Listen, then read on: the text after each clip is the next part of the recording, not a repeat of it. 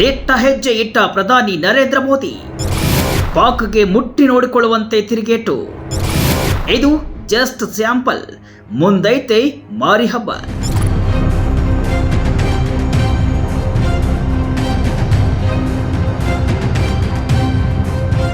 ಪೆಹಲ್ಗಾಮ್ನಲ್ಲಿ ರಕ್ತ ದೋಕಳಿ ಹರಿಸಿದ್ದ ಕ್ರಿಮಿಗಳನ್ನ ಹುಡುಕಿ ಕೊಲ್ಲಬೇಕು. ಉಗ್ರರ ಹುಟ್ಟಡಗಿಸಬೇಕು. ಯಾವುದೇ ಕಾರಣಕ್ಕೂ ಅವರನ್ನ ಬಿಡಬಾರದು.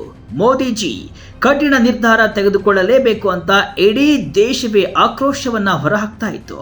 ಈ ನಿಟ್ಟಿನಲ್ಲಿ ಮೋದಿಯವರ ಡಿಸಿಷನ್ ಏನಾಗಿರುತ್ತೆ ಅಂತ ಜನರು ಕಾಯ್ತಾ ಇದ್ರು. ಕೊನೆಗೂ ಮೋದಿಯವರು ಪಾಕ್ಗೆ ಮುಟ್ಟಿ ನೋಡಿಕೊಳ್ಳುವಂತೆ ತಿರುಗೇಟನ್ನು ಕೊಟ್ಟಿದ್ದಾರೆ. ಮೋದಿ ನಿರ್ಧಾರದಿಂದ ಉಗ್ರರ ಎದೆಯಲ್ಲಿ ನಡುಕ ಶುರುವಾಗಿದೆ. ಪಾಕ್ಗೆ ನಿದ್ದೆಗೆಡಿಸಿದೆ. ಹೌದು, ಉಗ್ರರ ದುಷ್ಕೃತ್ಯಕ್ಕೆ ದೇಶಾದ್ಯಂತ ಆಕ್ರೋಶ ವ್ಯಕ್ತವಾದ ಬೆನ್ನಲ್ಲೇ ಮೋದಿ ಸರ್ಕಾರ 5 ಪ್ರಮುಖ ನಿರ್ಧಾರಗಳ ಮೂಲಕ ಪಾಕಿಸ್ತಾನಕ್ಕೆ ಶಾಕ್ ಅನ್ನು ನೀಡಿದೆ.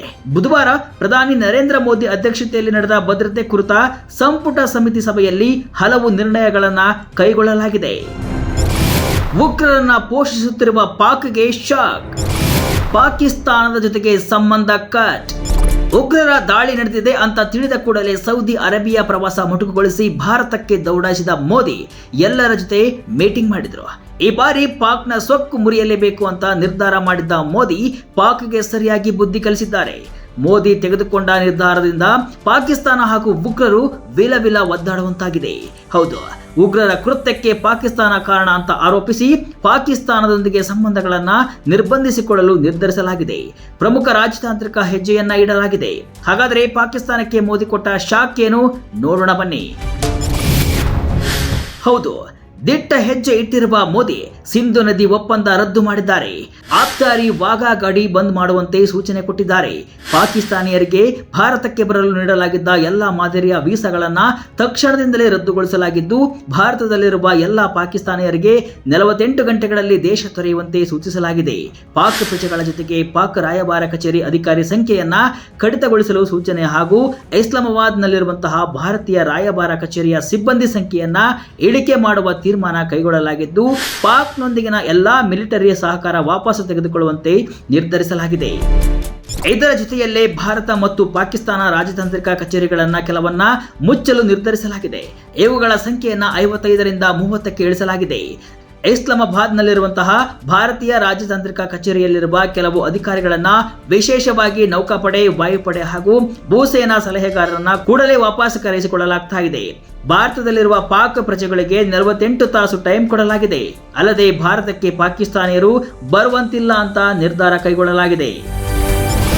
ಮೋದಿ ನಿರ್ಧಾರದ ಬೆನ್ನಲ್ಲೇ ಬೆದರಿದ ಪಾಕ್. ದಾಳಿಗೂ ನಮಗೂ ಸಂಬಂಧ ಇಲ್ಲ ಅಂತ ಹೇಳಿಕೆ. ಹೌದು, ಪ್ರಧಾನಿ ಮೋದಿ ಕೊಟ್ಟ ಶಾಕ್ನಿಂದ ಪಾಕಿಸ್ತಾನ ವಿಚಲಿತವಾಗಿದೆ. ವಿಲ ಒದ್ದಾಡ್ತಿದೆ. ಪೆಹಲ್ಗಾಮ್ನಲ್ಲಿ ನಡೆದ ಉಗ್ರರ ದಾಳಿಗೂ ನಮಗೂ ಸಂಬಂಧ ಇಲ್ಲ ಅಂತ ಅಂಗಲಾಸ್ತಾ ಇದೆ. ಭಾರತ ಸರ್ಕಾರ ಜನರ ಹಕ್ಕುಗಳನ್ನು ಕೊಲ್ಲುತ್ತಿದೆ. ಜನರು ಇದರ ವಿರುದ್ಧ ದಂಗೆ ಎದ್ದಿದ್ದಾರೆ ಅಂತ ಪಾಕ್ ರಕ್ಷಣಾ ಸಚಿವ ಖವಾಜ್ ಆಸಿಫ್ ಹೇಳಿದ್ದಾರೆ. ಹೆದರಿದ ಪಾಪಿ ಪಾಕ್, ರಾತ್ರಿಯೆಲ್ಲ ಜಾಗರಣೆ. ಹೌದು, ಭಾರತ ಕೊಟ್ಟ ತಿರುಗೇಟಿಗೆ ಪಾಕಿಸ್ತಾನ ರಾತ್ರಿಯೆಲ್ಲ ಜಾಗರಣೆ ಮಾಡುವಂತಾಗಿದೆ. ಉಗ್ರರ ದಾಳಿ ನಂತರ ಭಾರತ ಎಲ್ಲಿ ಪ್ರತಿದಾಳಿ ನಡೆಸುತ್ತೋ ಏನೋ ಎಂಬ ಭಯದಿಂದಾಗಿ ಪಾಕಿಸ್ತಾನ ಸೇನೆ ಮಂಗಳವಾರ ಇಡೀ ರಾತ್ರಿ ಆತಂಕಗೊಂಡಿತೆಂದು ಹೇಳಲಾಗ್ತಾ ಇದೆ. ಪಾಕಿಸ್ತಾನ ವಾಯುಸೇನೆಯ 2 ಫೈಟರ್ ಜೆಟ್ಗಳು ಗಡಿಯೊಳಗೆ ರಾತ್ರಿ ಇಡೀ ಹಾರಾಟ ನಡೆಸಿತ್ತು ಅಂತ ಮಾಧ್ಯಮಗಳು ವರದಿ ಮಾಡಿವೆ. ಅಲ್ಲದೆ ಕಂಗಾಲಾದ ಪಾಕಿಸ್ತಾನ ಭಾರತದ ಕ್ರಮಗಳಿಗೆ ಸೂಕ್ತ ಪ್ರತಿಕ್ರಿಯೆ ನೀಡಲು ಉನ್ನತ ಮಟ್ಟದ ತುರ್ತು ಸಭೆಯನ್ನ ಕೂಡ ಕರೆದಿದೆಯಂತೆ.